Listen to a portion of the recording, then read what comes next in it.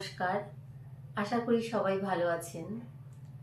আজ রামনবমীর শুভেচ্ছা সবাইকে জানাই। আমি একটি গান গাইছি, যেটা আমি যখন রাম মন্দির তৈরি হচ্ছিল ওই সময় লিখেছিলাম। কিছুটা অংশ আজ আমি শোনাচ্ছি। রাম मंदिर में पूजत राम, श्याम मंदिर में पूजत श्याम। राम मंदिर में पूजत राम, श्याम मंदिर में पूजत श्याम।